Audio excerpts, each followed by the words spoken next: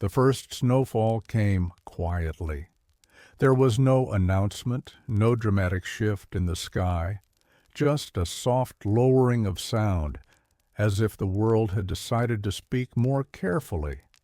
By the time anyone noticed, white had already begun to gather along rooftops, fence posts, and the bare branches that lined the streets.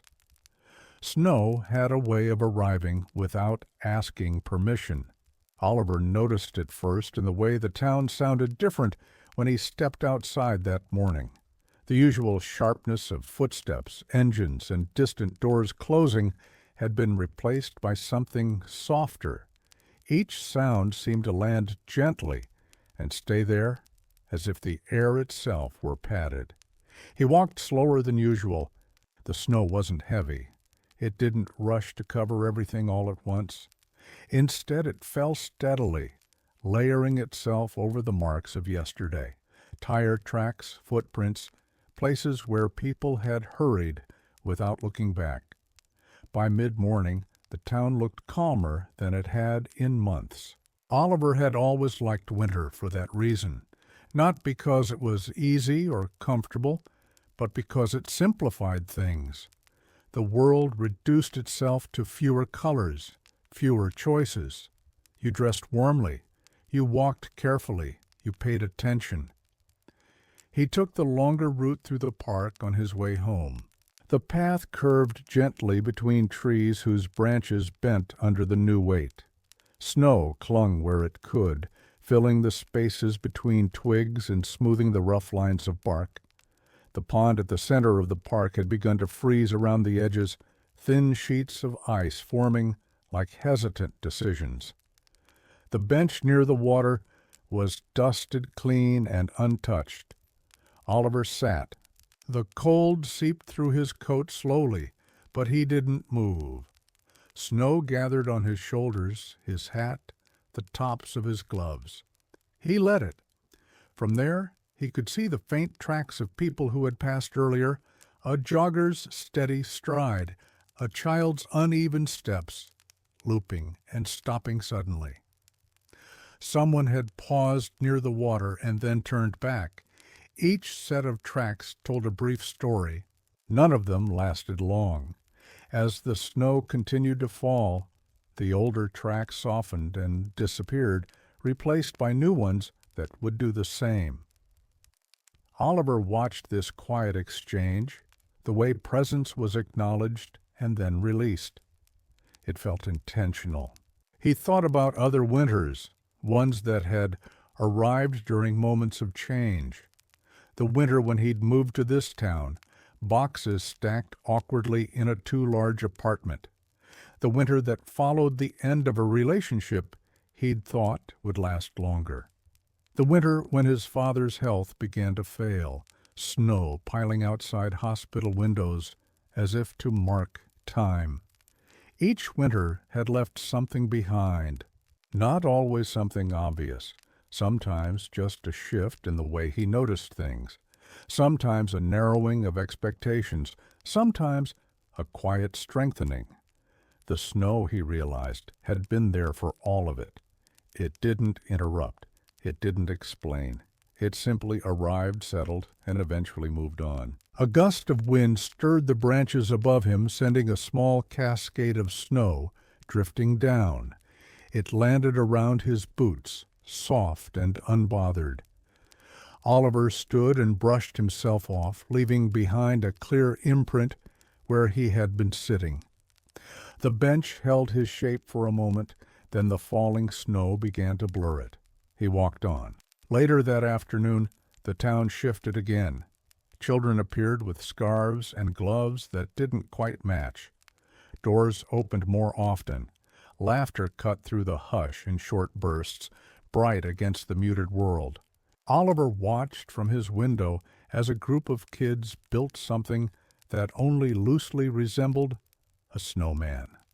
They worked seriously, arguing and adjusting, stepping back to consider their progress as if it mattered deeply. And for a while it did. As evening approached, lights flickered on one by one. Windows glowed in warm squares against the growing blue of dusk. The snow reflected the light back upward, making the town feel illuminated from below. It felt held together by small warmths. Oliver cooked a simple meal and ate slowly, watching the snow continue its quiet work. Cars passed less frequently now. Those that did moved carefully, tires crunching softly. When darkness fully arrived, the snow showed no sign of stopping. That night, Oliver dreamed of paths, not specific places, but movement itself, walking without urgency, arriving without expectation, leaving footprints that mattered only briefly. He woke early. The world outside his window was nearly unrecognizable. Snow had covered everything evenly, erasing the distinctions of yesterday. Steps, roads, mistakes, all softened into the same pale surface.